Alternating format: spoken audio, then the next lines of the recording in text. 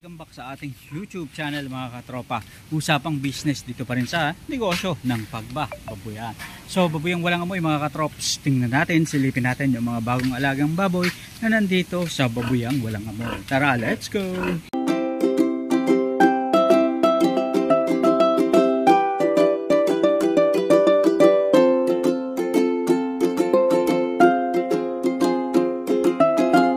Ito ay naging baboy at ito naman guys, bagong alagang baboy. So itong mga bagong alagang baboy na to, ibinili lang.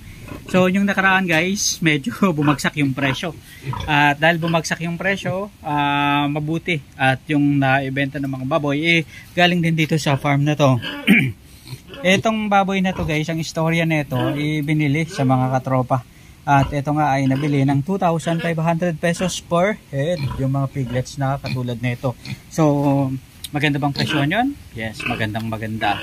Bakit magandang maganda? Kasi nga, ang tamang presyohan talaga guys is mag-range ng 3,500 to 4,000 pesos per head ng baboy. Kung ganoon yung presyohan, tutubo yung may-ari o yung nag-aalaga ng mga inahing baboy at syempre, maging maganda yung kanilang pagnenegosyo ng baboyan at very profitable business. So, sino ba ang nagpresyo ng 2,500? Ang nagpresyo ng 2,500 is syempre yung nagbenta. At ang bibili ng baboy is syempre magbabalanse lang sila base sa presyo yung nagbebenta ng baboy. Sa pagbebenta kasi guys ng piglet, usually ang nagdidikta, ang nagpa-price sa una is yung nagbebenta ng baboy. At dahan-dahan na lang nilang i-adjust depende sa kung magkano yung presyo na kaya nyong bibili. May mga sitwasyon guys sa iba't ibang sitwasyon kung bakit ba bumababa, tumataas ang presyo guys ng piglet. Una, bumababa ang presyo ng piglet dahil na rin sa iba't ibang factors at consideration. Una, factor is yung paglaganap nga ng ASF. Kapag merong ASF sa certain area, usually medyo mababa ang bentahan ng mga piglets kasi takot mag-alaga yung mga nagbababoyan. Ikalawang factors naman is yung liit o laki ng mga alagang baboy. Bakit liit o laki ng mga alagang baboy? Mayroong pagkakataon guys na yung presyo, halimbawa 3,500 ang normal price, pero may mga baboy na mga maliliit pa.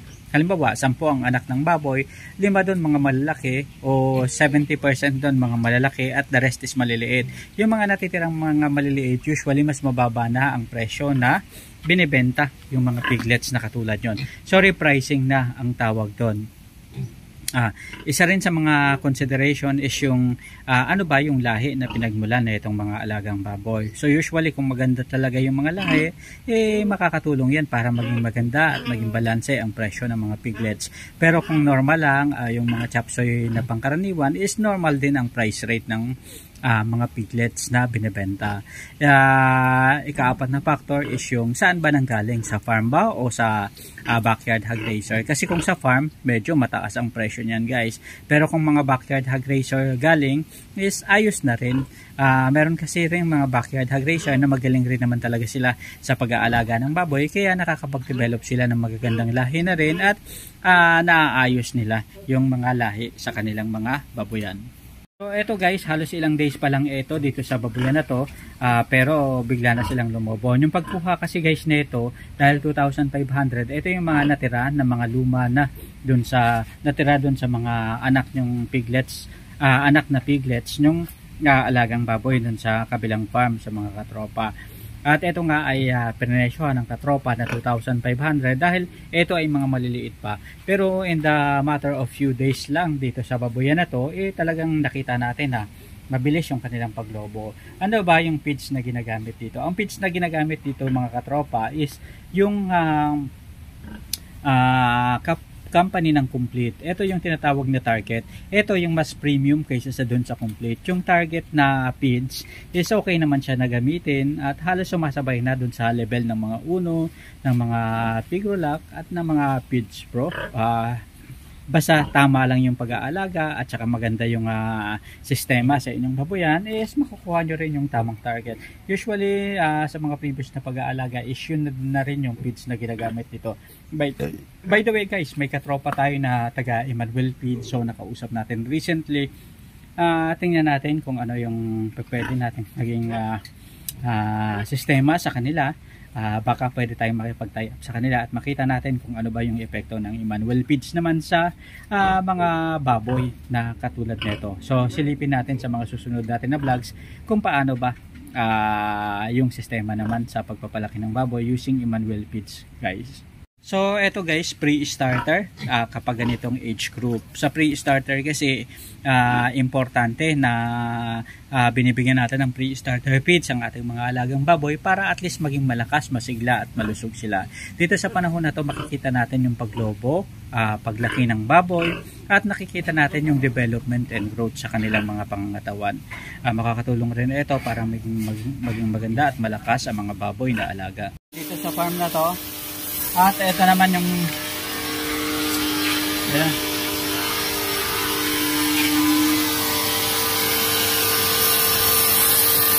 Yan yung ginagamit ni Joshua na panglit.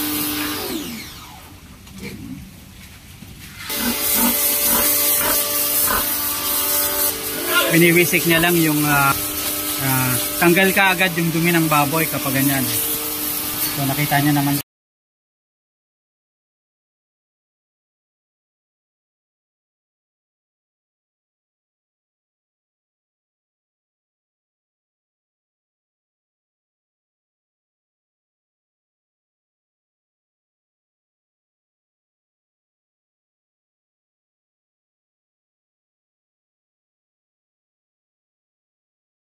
Ito naman guys, tinambakan lang muna ng ng ipa. Dito dati may alagang baboy. Dahil nga mababa yung presyo ng baboy last time, limited yung alaga ngayon dito sa baboyan. At ayan si Joshua naglilinis ng baboy. So eto, mayroong mga bagong alaga dito sa farm, yung pugo doon naman. So iba-vlog natin sa mga susunod na araw at ipapakita natin sa inyo paano ba yung pag-aalaga ng ganyan. At syempre dito naman sa kabila guys, tambayan dito ano. Ayan. Doon naman sa kabila guys is nandoon naman yung mga tilapia. Ayun doon sa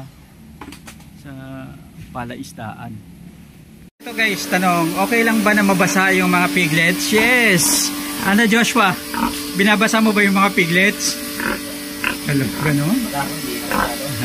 Pero dito guys, dahil nga yung ano natin is hindi semento katulad dito sa inahing baboy. Ayan, kung mapapansin nyo, ipa yung tinutuntungan ng mga piglets. Ang binabasa lang talaga ni Joshua is yun. Pero usually hindi naman naiiwasan na mabasa rin na ito. Kaya ang gagawin dito is papatong-patungan na lang minsan-minsan. At ito naman ililinis na ni Joshua yung kainan naman ng mga baboy. Ang bilis. Ayun. So biglang lumaki itong mga piglets guys. Ilang araw pa lang. Ilang araw na to Joshua dito? 11 days. Ayun. Yung nakuha to napakaliliit pa pero ngayon talagang magaganda na. So ito guys, nakita nyo naman napakabilis malinis ni Joshua. Wala pang ilang minuto talagang linis na.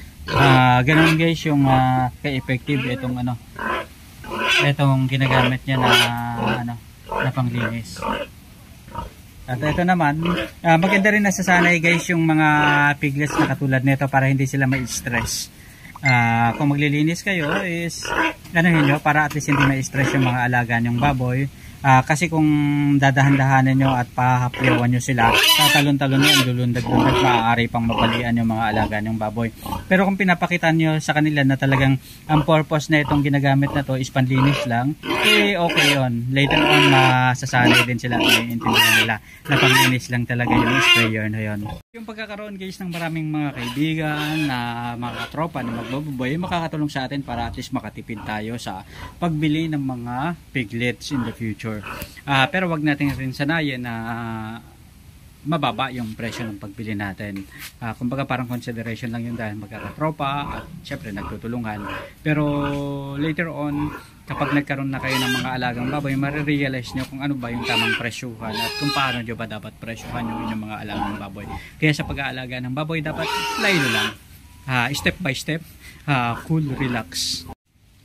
So ito, magpapakain na si Joshua ng baboy, ng mga alagang baboy.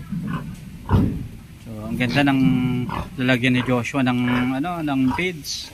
Talagang sulit na sulit, hindi talaga mapapasok ng mga siya, ng mga sawa. Ayan, yung iba kasi pag talagang papasukin ng mga ahas at saka ng mga sawa. So ito, bimig ang ginagamit na pakain ni Joshua. Ayun, nakisaw-saw na yung manok. So itong mga baboy na to guys, sanay kumain dun sa feeds na marami yung tubig. At okay lang din yan guys. Minsan kasi may mga piglets naman na hindi sila nasanay na yung mga yung mga kinakain is masyadong masabaw. Pero itong mga baboy na to gustong gusto nila guys. Isa sa mga nakakatulong din para mabilis na lumobo yung mga baboy natin is kailangan maraming tubig. Ayan.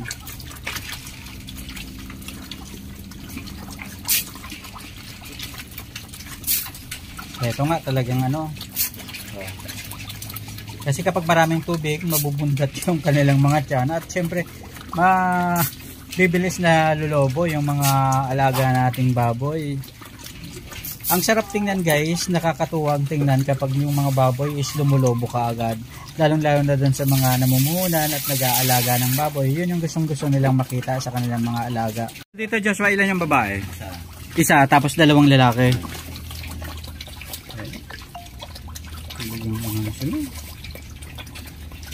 Suwabeng yung pagkain na. Ito malobo pero pag mga grower stage na yan, magiging mas malobo yung mga lalaki na yan. Starter. Oo, ang gandang tingnan busog na busog. Isa dito mga kaubos na itigigis ng starter. Oo. Pangalawa na yan. Ang ganda. Wow. Isang sakong starter. Talagang ginawa nilang parang gatas yung pagkain ayun Maraming salamat sa pagsama sa atin ngayong araw na to. Isa na namang kwentuhan dito pa rin sa Kabady Mo Ko YouTube channel. Sama-sama tayong matuto, magnegosyo at umasenso. Hanggang sa muli mga katrops, paalam.